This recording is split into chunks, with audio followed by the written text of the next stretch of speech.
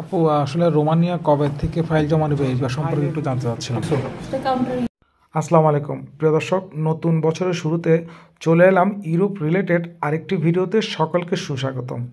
প্রিয় দর্শক, আজকে যে বিষয়টি আলোচনা করব সেটা হচ্ছে রোমানিয়া।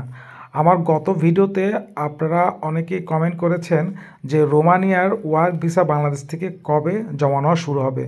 তো বন্ধুরা, আজকে আমি যে বিষয়টি আপনাদের সাথে আলোচনা করব সেটা অবশ্যই ভিএফএস গ্লোবালের প্রতিনিধির মাধ্যমে অথেন্টিক, যেটা সত্য নিউজ, সেটাই আপনাদের কাছে প্রোভাইড করব। তো বন্ধুরা, আমি তাদের মাধ্যমে আপনাদেরকে জানিয়ে দিব যে কবে থেকে রোমানিয়ার ওয়ার্ক ভিসা বাংলাদেশ থেকে জমা নেওয়া শুরু হবে। তো প্রিয় দর্শক, এর আগে এরকম ইনফরমেটিভ ভিডিও পেতে আমার চ্যানেলটি অবশ্যই সাবস্ক্রাইব করে রাখবেন। অবশ্যই এরকম অনেক ইনফরমেশন ভিডিও আপনারা পাবেন। তো বন্ধুরা, কথাটা বাড়িয়ে চলুন শুরু করা যাক যে আসলে কবে থেকে রোমানিয়ার ওয়ার্ক ভিসার ফাইল বাংলাদেশ থেকে জমা নেওয়া শুরু হবে। প্রিয় দর্শক, আমি প্রথমে চলে যাই বনানী ভিএফএস গ্লোবাল তাদের অফিসে। তো আমি সরাসরি তাদের কাছে আমি জানতে চেয়েছি যে রোমানিয়ার ওয়ার্ক ভিসা কবে থেকে বাংলাদেশে চালু হবে বা কবে থেকে ফাইল নেওয়া শুরু করবে।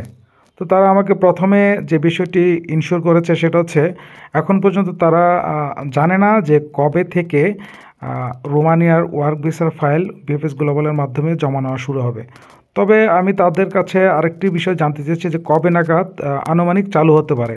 তো প্রথমে তারা বলেছে যে যখন থেকে চালু হবে এর 1 মাস কি 1.5 মাস আগে নোটিশ বোর্ডে বা তাদের ওয়েবসাইটে জানিয়ে দেওয়া হবে যে কবে থেকে ফাইল নেওয়া শুরু হবে। তবে আনুমানিক তারা একটা আমাকে যেটা বলেছে সেটা হচ্ছে আনুমানিক বলা যায়, এটা শিওর না, আনুমানিক ধারণা করা হচ্ছে সেটা হচ্ছে মার্চের শেষের দিকে 7 সদস্য বিশিষ্ট একটি প্রতিনিধি আসতে পারে রোমানিয়ান অ্যাম্বাসি থেকে, দিল্লি থেকে, যে ভিসা স্ট্যাম্পিংয়ের জন্য। তো বন্ধুরা, আপনারা একটু ওয়েট করবেন, দালাল থেকে অবশ্যই সাবধান হবেন। আর আপনারা আরও কোনো দেশের ইনফরমেশন জানতে চাইলে আমার কমেন্টসে জানাবেন, আমি আপনাদেরকে জানিয়ে দেব। আর আমি সম্ভবত পোল্যান্ড নিয়ে, বেশিরভাগ পোল্যান্ড নিয়েই ভিডিও করি।